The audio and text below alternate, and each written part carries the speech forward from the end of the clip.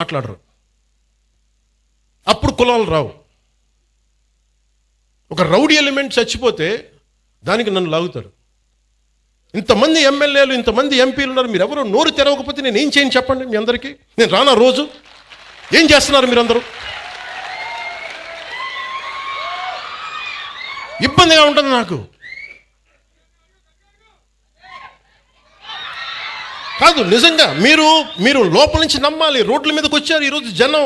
150 మనకి 100 సీట్లు వచ్చి 164 సీట్లు వచ్చినాయి అంటే యువత రోడ్ల మీదకి వచ్చారు. ఒక్కొక్కరు ఎదుర్కొన్నారు. వాళ్ళు మీకు పౌరుషం లేకపోతే ఎట్లా? దయచేసి ఈ మాట అంటే ఆ కులం ఓట్లు పోతాయేమో, ఈ మాట అంటే ఆ కాపులు ఓట్లు పోతాయండి. ఎలా పోతాయండి కాపులు ఓట్లు? అంటే అలా కాదు. ఇప్పుడు కూర్చోబెట్టి ఎమ్మెల్సీ అనంతబాబు అనేవాడు కూర్చోబెట్టి మర్డర్ చేస్తే అది కాపులందరికీ చెడ్డ పేరా? మీరు చెప్పండి.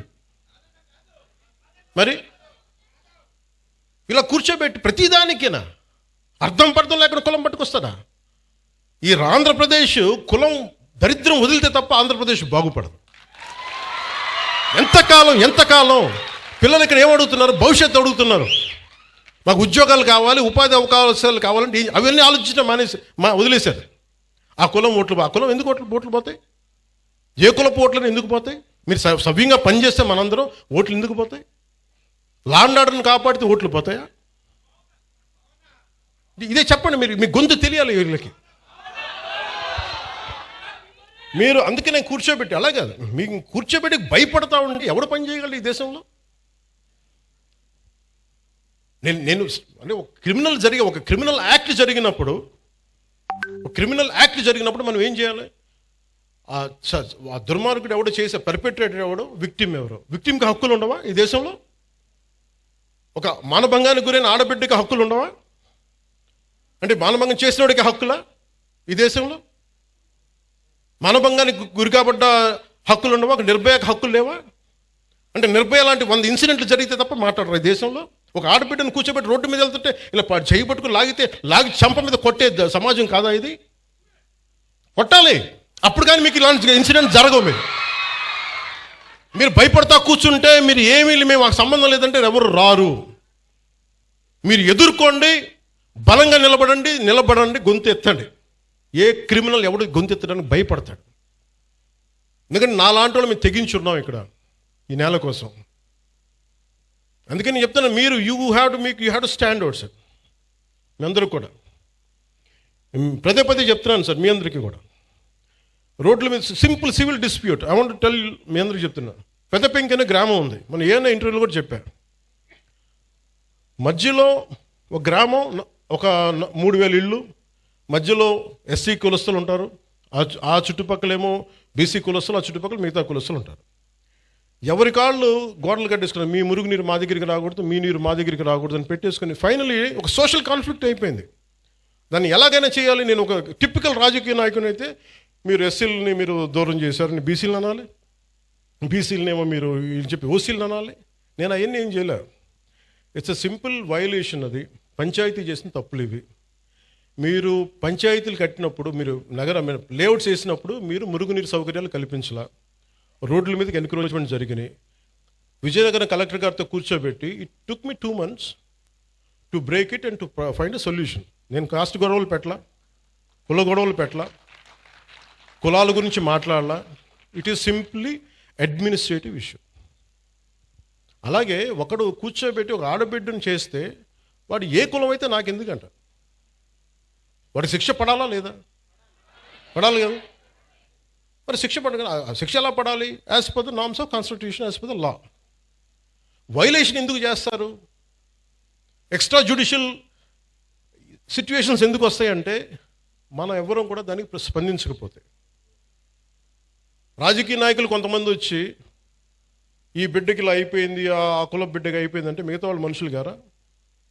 ఇదే దిశ కేసులో ఇదే పెద్ద మనిషి అసెంబ్లీలో కూర్చొని చాలా కరెక్ట్గా చేశారని తెలంగాణ ప్రభుత్వం ఈ పెద్ద మనిషి ఎంకరేజ్ చేస్తాడు, మళ్ళీ చప్పట్లు కొడతాడు.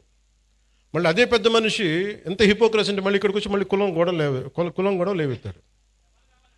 సవాళ్ళు వేస్తే కానీ వాళ్ళకి సంతోషం రాదు. అది సమస్య.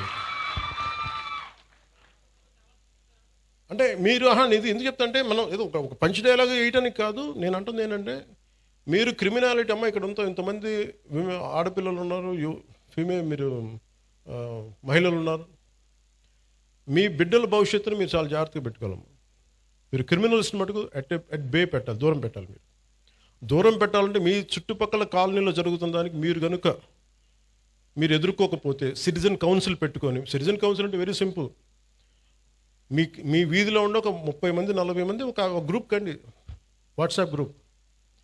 అలాంటి వాట్సాప్ గ్రూప్ ప్రతి సందులో ఒకటి మొదలు పెడితే మీ మొత్తం ఆ కాలనీకో దీనికో అన్నీ కలిపి ఒక కనీసం 1000 ఓట్లు, 1000 మంది తయారవుతారు. 1000 మంది రావగానే any typical politician will think of 1000 votes. At least దానికన్నా స్పందిస్తారు. కోపం రాకపోవచ్చు పొలిటీషియన్స్కి అందరికీ, కనీసం 1000 ఓట్లు పోతాయేమో ఆ కాలనీలో, మనకి రావేమో, మనకి ఆ భానుగుడి జంక్షన్ ఓట్లు రావేమో అని చెప్పి కొంచెం చేస్తారు. అట్లీస్ట్ దాని ఉద్దేశం పెట్టుకో. సో అందుకే నాకు ఇది ఎందుకు చెప్తున్నానంటే, law and order, let us be very clear, we won't spare anybody. అలాగే ఈ వైసీపీ రౌడీ మొక్క కూడా చెప్తున్నా, మీరు ఇలాంటి ఎన్ని పిచ్చి వేషాలు వేసినా రేపు నుంచి నన్ను తిడతారు, నాకు ఓకే.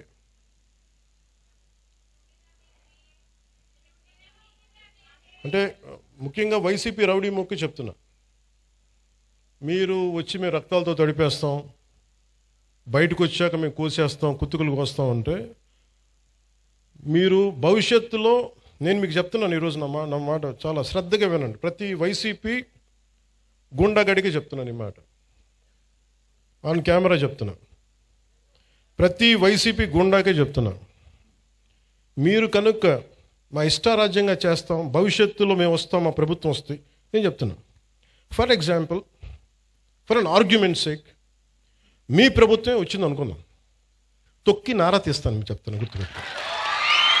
ప్రభుత్వాలు రావడాలు పోవటాలు ప్రజల చేతిలో నిర్ణయం ఉంటుంది తప్ప, వచ్చినప్పుడు భయపడిపోయి, ఇప్పుడు మీకు నేను చెప్తున్నా కదా, 3 సంవత్సరాలు ఉంది, 3 సంవత్సరాల్లో మీకు స్ట్రింజెంట్ యాక్షన్ నేను చూపిస్తాను. మీకు గుర్తుపెట్టుకోండి, మీరు మాట్లాడండి.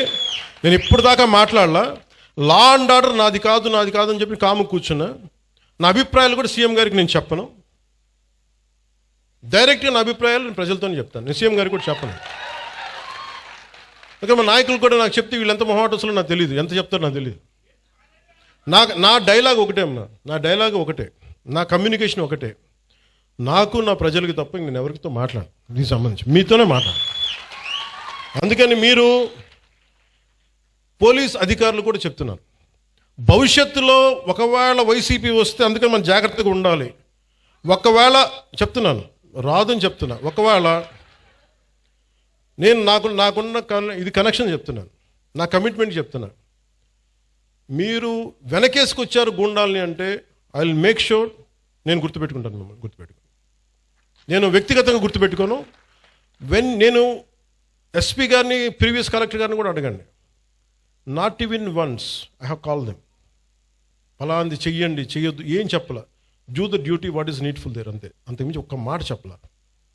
అందుకని చెప్తున్నాను, భవిష్యత్తు రాష్ట్రం ఉన్న పోలీసు ఉన్నతాధికారులు ఎవరు, గతంలో మేము వైసీపీకి పనిచేసాం కాబట్టి మా లాయల్టీస్ అక్కడ ఉంటాయి అని మీరు ఎవరన్నా ఫీల్ అయితే, మిమ్మల్ని నేను ప్రత్యేకించి దృష్టి పెడతాను మీ మీద. అది మీరు ఏ స్థాయి అధికారులు, ఎందుకంటే నాకు వ్యవస్థల్ని నిర్వీర్యం చేసే ఈ రోజున దౌర్భాగ్యపు స్థితి పట్టుకొచ్చారు అందరూ కలిపి.